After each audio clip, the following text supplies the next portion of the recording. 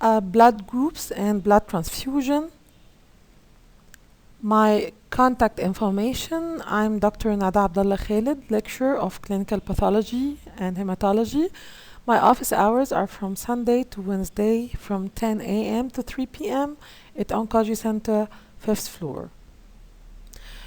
The objectives: at the end of this lecture, you will be able to know the importance of blood grouping, the ABO blood group, RH blood system, and different methods for blood typing. What are the needs for blood grouping? We need blood grouping for blood transfusion, to exclude hemolytic disease of newborn, for paternity disputes, for medical legal use, and for routine health checkup. The history of discovery of the ABO blood group system: it was discovered by Professor Karl Landsteiner at 1901, and he discovered also the RH factor at 1930 along with Alexander S. Wiener, and he won the Nobel Prize in Physiology for these discoveries in 1930. What are the different blood groups? The differences in human blood are due to the presence or absence of certain protein molecules called antigens and antibodies. The antigens are located on the surface of the RBCs, and the antibodies are in the blood plasma. Individuals have different types and combination of these molecules. The blood group you belong to depend on what you have inherited from your parents. We have more than 20 genetically determined blood group systems known up to today. Maybe it is up to 35 different blood group systems. The most prominent two systems that we use for blood transfusion are the ABO and the RH systems. Not all blood groups are compatible with each other. Mixing incompatible blood groups leads to blood clumping or agglutination, which is dangerous for individuals. That's why the blood grouping is very essential especially before blood transfusion. And of course, we have additional tests called cross match. After the blood grouping, we test the matching between the donor and recipient blood. These are the other blood group system other than the ABO and the RH system. As we said, the major are ABO and RH, and minor groups like MN, Lewis, Duffy, Kidd, Kell, which have minor role in transfusion. Landsteiner, after discovery of the ABO system, he stated a law which is called Landsteiner's law. It concluded that individuals who lack the antigens of ABO system have the corresponding antibody in their serum or plasma. Antibodies of ABO system are usually naturally occurring and of IgM type. These are capable of causing intravascular hemolysis in patients if transfused with incompatible blood. Thus, an error in ABO grouping, donor or recipient, can be fatal.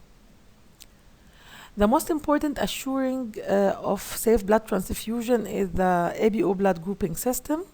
It's based on presence or absence of the A and B antigens on red cell membrane.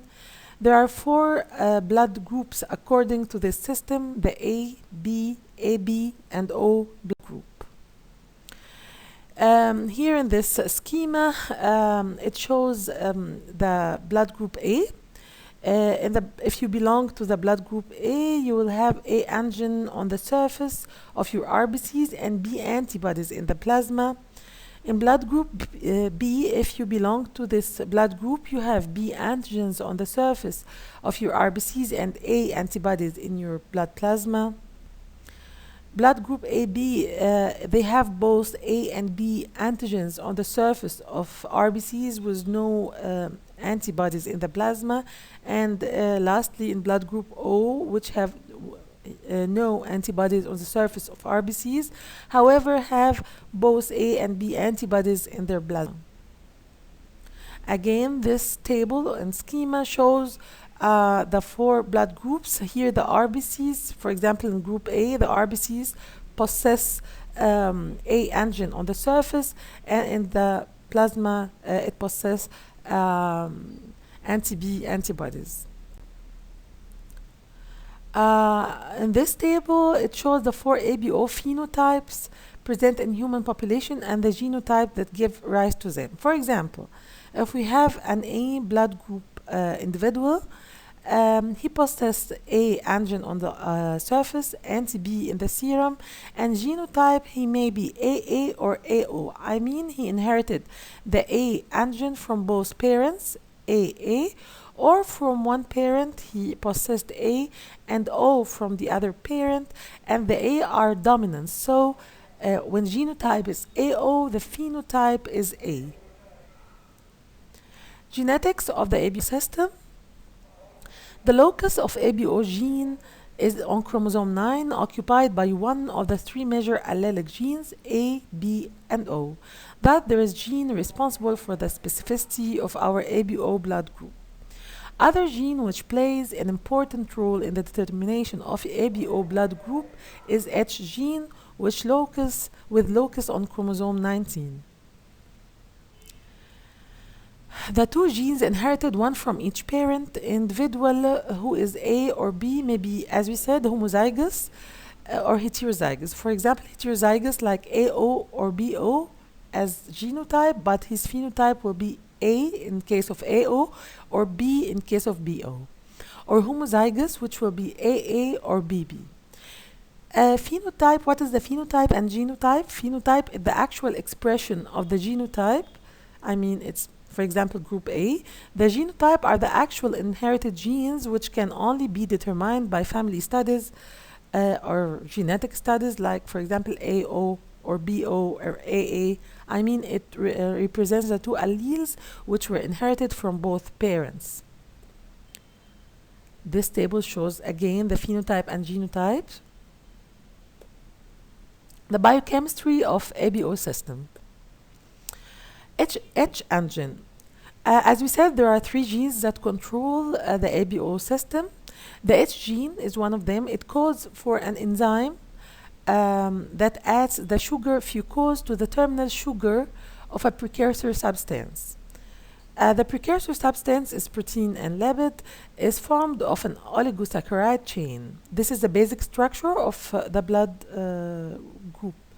The H antigen is the foundation upon which A and B antigens are built.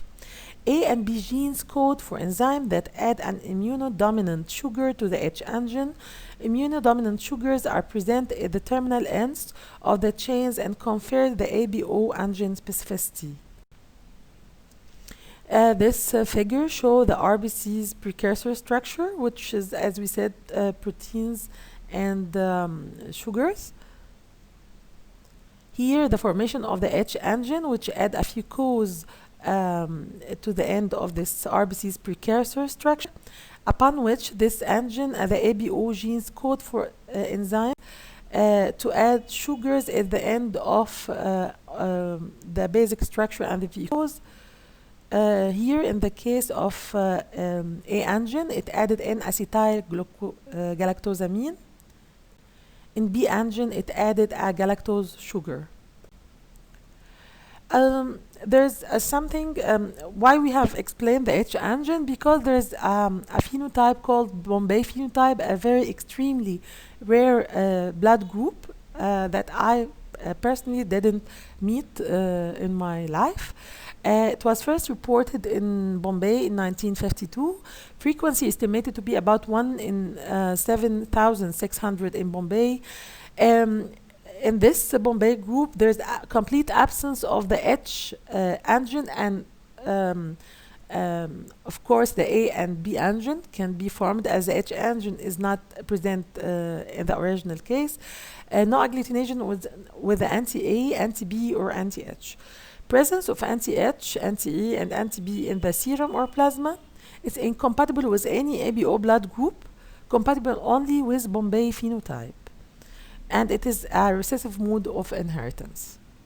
I mean, in the Bombay phenotype, it's phenotypically as an O group, but it is not also compatible with O blood group. I mean, he must receive blood from only Bombay blood group, which is extremely rare. We hear always the term universal donor and universal recipient. A universal donor is a group O. He has neither A or B antigens on the surface of RBCs, and universal recipient is group AB. A patient has no anti-A or anti-B in his plasma, and he cannot lyse any transfused blood. But the gold standard always is you have to, in case of blood transfusion, give the patient or the recipient the same blood group, his same blood group. It's the best because you want to avoid any minimal reaction that may be present. But if we are in a lack of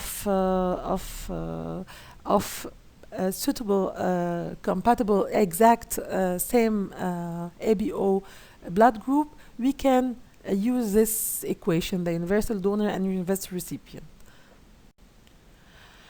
Another very important blood group system called RH blood group. It is the second most important blood group system, and it must be tested always before any transfusion. It consists of 49 antigens. Most significant are the D capital, C capital, E capital, and C and E small. Commonly used term RH factor. When we say positive RH or negative RH, it refers to the D capital antigen on the RBC surface, which is the most important. When we say RH positive person, he possesses a D capital or RH antigen on surface of RBCs. When we say RH negative, he lack this D capital antigen on the surface of RBCs. The RH incompatibility is counts. It's important for specific condition. This is the condition which develop when there are difference in RH blood type between that of especially in pregnant ladies, pregnant mother, which is RH negative, and the fetus when he is RH positive. Usually during the pregnancy, the placenta acts as a barrier to fetal blood entering maternal circulation. However, sometimes during a pregnancy or birth, fetal-maternal mixing of fetal and maternal blood may occur, especially during delivery. Sometimes if there is abortion or something like this, the woman's immune system reacts against the fetal blood by producing anti-D antibody that cause sensitization. Here, when the fetal cells enter in the maternal circulation, and then here after delivery, the mother has already some of the fetal blood with RH positive blood group. And she can perform antibodies in her body. So the first baby has escaped any negative effects, but the effect may appear in subsequent pregnancy when these antibodies which were formed during the first pregnancy can cross the placenta and destroy the fetal erythrocytes. The hemolytic disease of fetus and newborn caused by RH isoimmunization can occur during the first pregnancy. Only if there is previous sensitization, as we said, if there is previous abortion or previous blood transfusion of RH positive blood. Again, condition which affect first pregnancy, miscarriage, abortion of fetal-maternal hemorrhage, or previous blood transfusion of RH positive blood before her pregnancy. Signs and symptoms of incompatibility. RH incompatibility can cause symptoms ranging from very mild to fatal. Mildest form from RH incompatibility are hemolysis due to destruction of red blood cells with the release of free hemoglobin into the infant's circulation, or jaundice. The hemoglobin is converted into bilirubin, which causes an infant become yellow. The severe form of Rh incompatibility is called hydrops fetalis, is a massive fatal red blood cell destruction. It causes severe anemia, fetal heart failure, death of the infant shortly after delivery. The baby shows the total body swelling, respiratory distress, circulatory collapse, kernicterus. It occurs several days after delivery and is characterized initially by loss of the motor reflex, poor feeding, and decreased activity. The detection of Rh incompatibility, there is no any physical symptoms can be seen in Rh incompatibility. I mean, when a woman is pregnant, she cannot know if she will develop this disease to her baby or no. So it's recommended that every woman, when she finds out that she's pregnant, she should undergo blood type test to determine her type of Rh. If she is negative, she can be giving some immunoglobulins. As we said, the prevention by using special immunoglobulins at the 28th week of pregnancy. If the baby is, after delivery of this baby, if he is Rh positive, another dose is administered within 72 hours after delivery to prevent creating further antibodies for the subsequent pregnancies. What are the practical aspects of ABO grouping? Routine ABO grouping must include both cell and serum or plasma testing, as each test serves as a check on the other. I mean, when we check the RBCs, for example, it's an A RBC, we also have to check the plasma to be sure that it contains anti-B antibodies, for example. I mean, both check for each other. A test should be done at room temperature. Serum should be always added before adding the cell. Results should be recorded immediately after observation, and the hemolysis is interpreted as positive result. We will show it in pictures later. There are two components of blood typing, as we said. Test unknown cells or RBCs with known antibodies, and test unknown plasma or serum with known red cells. I mean, we have anti-sera, anti-A, anti-B for testing the RBCs. And the plasma we tested with known A cells and known B cells that we have in the lab from previous blood donations. The pattern are compared and the blood group is determined.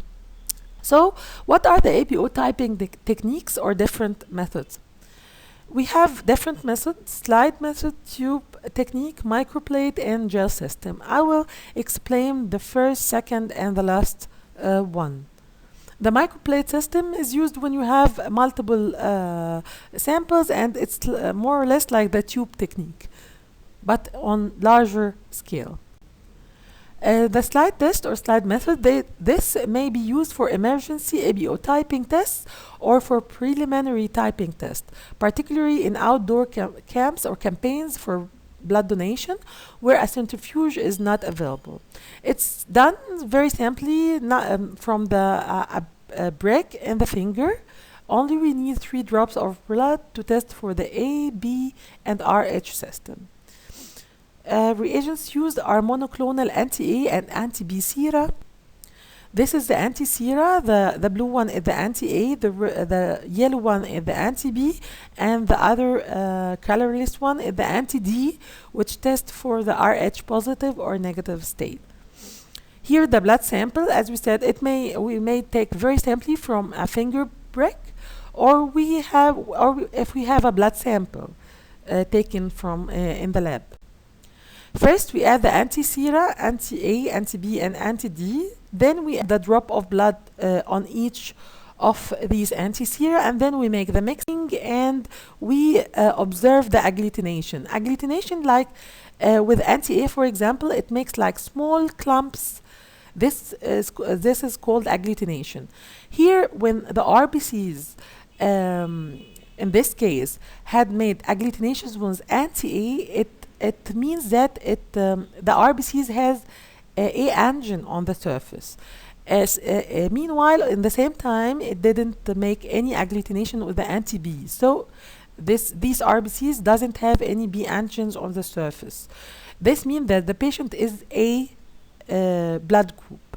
The anti-D here in this example, It was there is agglutination with the anti-D, so it means that he is Rh positive. So from this photo, this blood group is A positive.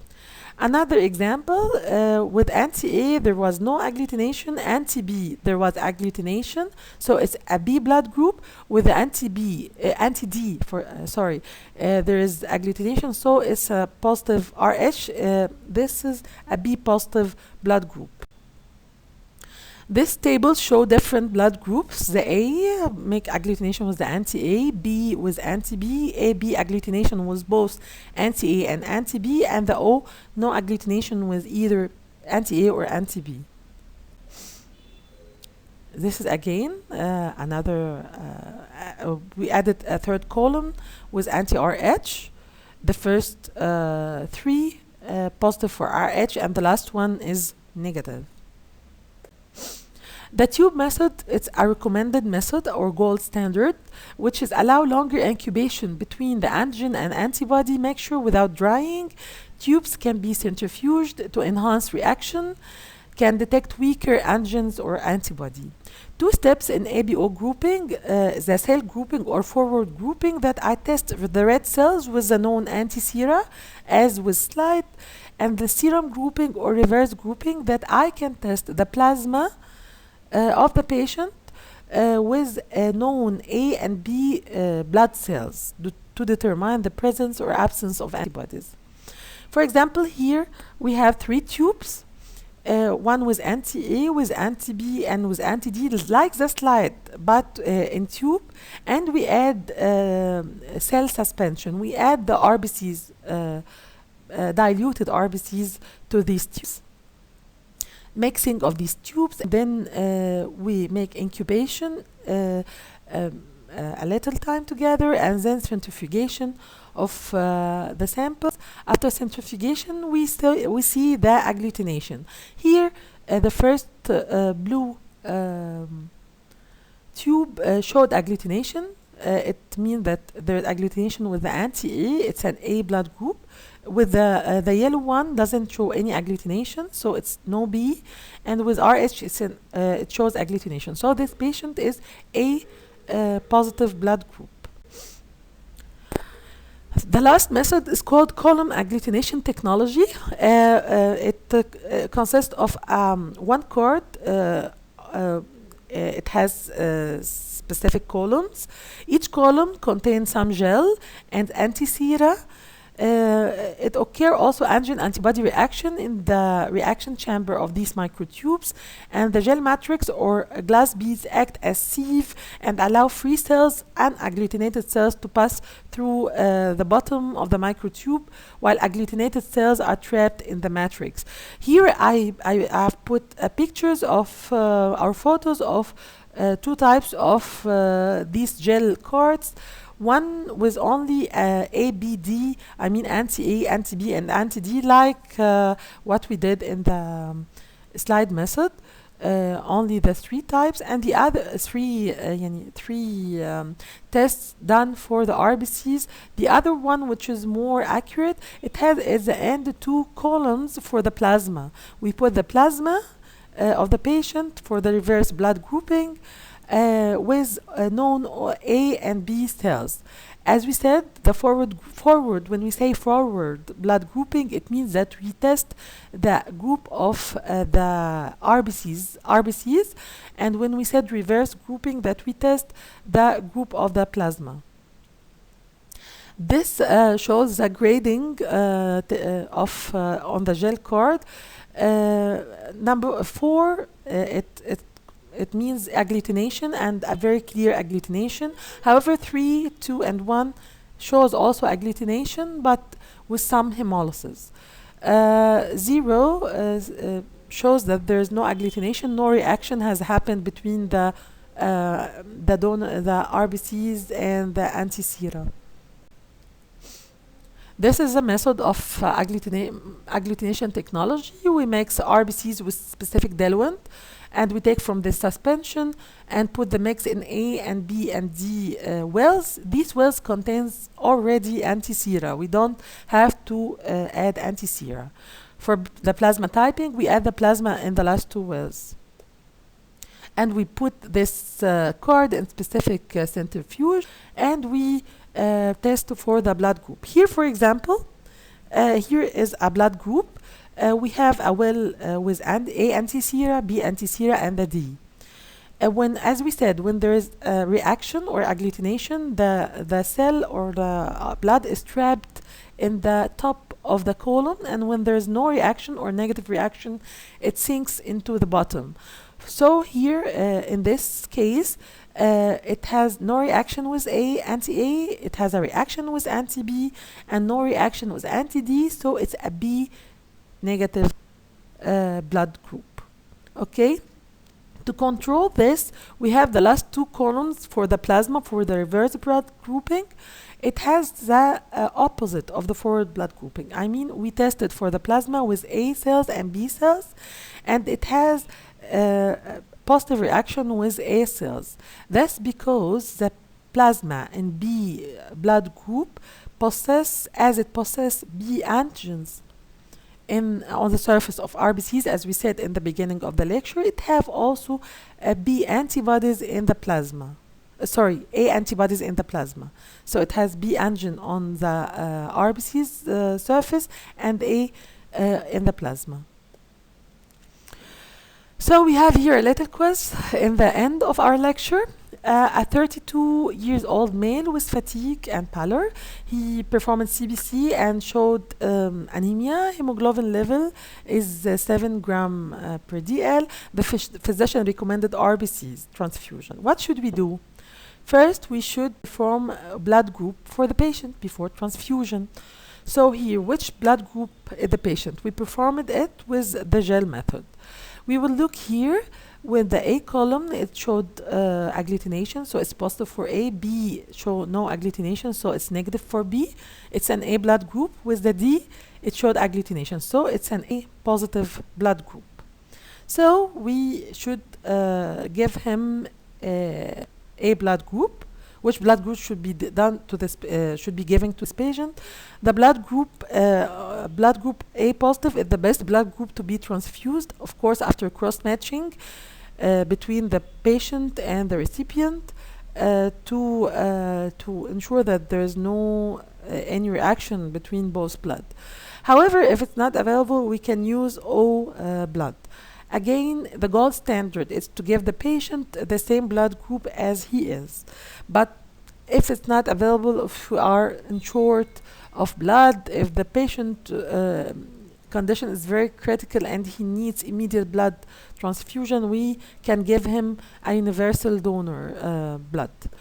The O positive packed RBCs are used after being washed to remove any excess plasma, as plasma of an O group donor contains anti-A and anti-B, which will react with A blood in this recipient. So, I mean, washing of the blood also is very important when we use a universal blood donor. That's it. Thank you.